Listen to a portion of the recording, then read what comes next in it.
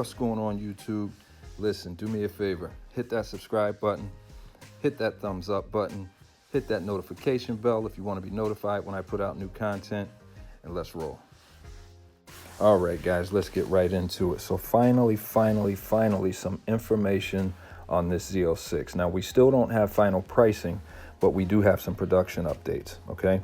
So ordering for the 2023 Corvette Z06 is currently scheduled for late spring, okay? So that doesn't tell us a whole lot, but here's the really good information. Now, I cannot take credit for this. This was provided by another YouTuber that does great content, but apparently they are targeting 900 Stingrays per week up until August 22nd.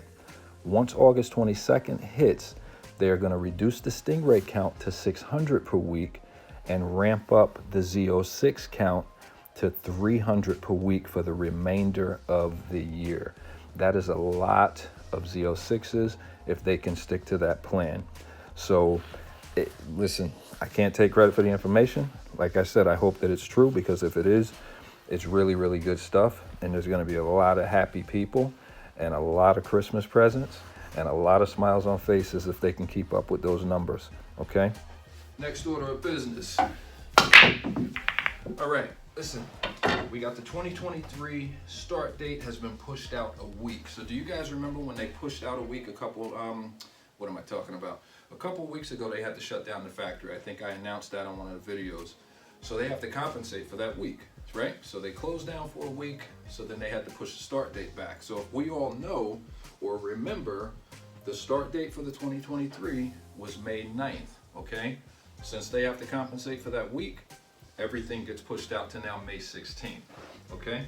Beyond that, we've got the 2023 Corvette Stingray Visualizer, okay? So that is now up and running. So what it gives you an opportunity to do is go out to the site. You can actually start to build out and visualize your car. Now, what's not available right now, and I wish it was, because I actually want to build my car and see what my pricing is going to be, is the Chevy build-in price. So the build-in price, as the time of this video, is not currently available. So you cannot go out and build your vehicle right now and actually see the pricing with real products. But you can check out the Visualizer. It's actually pretty fun. It's got new wheels. It's got a couple other accessories that they've added, a couple other add-ons for the 2023. So you can definitely go out there and add some of that stuff on, build your car, and get an idea of what it's gonna look like. I owe you guys a bit of an explanation. So last video, I talked about a potential hardship case, and I said I was gonna tell you guys about that. So we might as well get right in. Here's my situation. Did a video a few weeks ago. I talked about hardship cases where folks were going to be dropping off these lists for various reasons, right? You might have kids that are going to school. You're on this list for a year and a half, 2 years. There's a lot that can happen in between those time frames. I've seen things online where folks are in positions where they've gotten married since they've been on a list. They need to buy a home. They now need to forego their position in the reservation, so they can't get the car. So like I told you guys, it's gonna start to open up a little bit now that the reality of, hey, cars are starting to be built. So what's Griff's situation? So my situation is I've got a Mercedes S550 and very expensive to fix. I actually work on the car myself from time to time. I don't have a lift, so a lot of the stuff underneath the car I can't do if it's bad weather or cold weather, but you know, when it's nice out, I do a lot of the stuff myself. So I had a situation where my engine light came on. So I took it to the dealer. Normally I'll take it over to one of my guys, but I happen to need a loaner car, and this particular dealer gives brand new Mercedes loaner cars. So I needed a loaner car for 2 days. So I took it down. I really wanted them to just diagnose it, tell me what's wrong, and then I take it to my Mercedes guy. Well, they give me a call and they say, hey, Griff, you know, we got bad news. It's bad news. They say, listen, bro, you might want to consider, you know, looking for another vehicle, because the cost to repair your vehicle is going to be in excess of $13,000. That's crazy. Like, what could possibly be the problem? Is my engine done or what? So check this out. It's not my engine, okay? It's a weird issue, and I'm not gonna get into it because I don't want this video to go 15 minutes. But it's an issue with the camshaft sensors that, and I don't know much about this, so I'm probably gonna botch it up.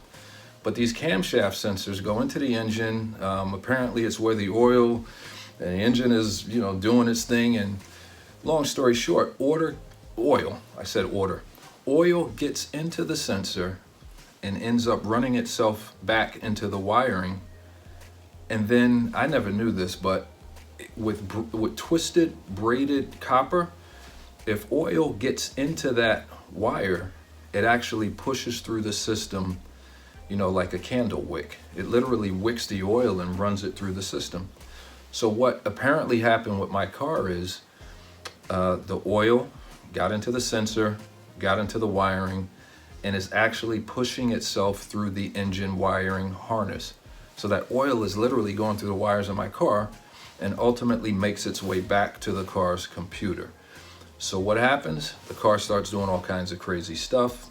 It's not, sending proper codes to the engine.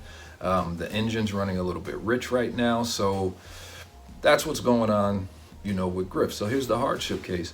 That car is paid for, all right? So my Stingray, I budgeted for this already, I didn't budget for having to go out and get a brand new car. The Stingray, yes, but a secondary car, like my daily drive, I didn't budget for that. So my situation is, I got a little bit of a dilemma. So it's tough, but here's the thing. I budget well, I plan accordingly. It's not the end of the world. If I have to get a new vehicle, I'll just have to get a new vehicle. But you can bet your tail I'm still getting that Corvette, all right? So that's gonna happen. It was a little bit of a shocker in the beginning because I actually contemplated, possibly having to sideline the Corvette. I have 2 kids in college and I got bills to pay just like everybody else. But again, I do budget accordingly. I had money set aside for the Corvette. When I sold my C7 over the summer, I only had 9,000 miles on it. It was a 2018. I got more money than what I paid for it. So I was able to put that cash aside, and I'm gonna use, all of that plus a little bit more for the C8. So it's not the end of the world. I just was not looking to have to pay for 2 cars right now. But here's the thing. I'm taking the car to my guy on Monday, which this video will go out on Sunday. So the Monday I'm taking the car to my Mercedes guy. He's gonna take a look at it. He seems to think that we can, resolve some of the issues and probably get another 2 to 3 years out of the car. So that's what I'm gonna do. I don't know what the outcome is gonna be yet. He may tell me the same thing. Griff, it's shot. We have to look at other options. You're gonna have to start looking for another car. But he may tell me that, hey, we can resolve this and get, a little bit more time out of it. So not gonna know until next week. I will keep you guys posted in the next video. I'll let you know how I make out with that situation. But I've already made the decision. The hardship situation, I probably contemplated for about an hour, okay? After an hour of contemplation, I said, you know what? There's no way I'm not getting this car. So you've budgeted, you've put your monies aside, so continue to be smart, do the things that you do, and enjoy yourself. You got one life, one life, you got one pass. So you got to make the best of it. So that's what I decided to do. I'm going to make the best of it. So if I have to get another car, my hardship case is going to push through. I'm going to wave it to the side. If I end up with 2 car payments, I just end up with 2 car payments. This your man Griff.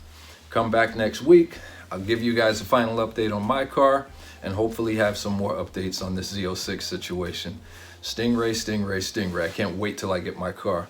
Z06 guys, pace yourself, relax. Your day is coming. See you guys.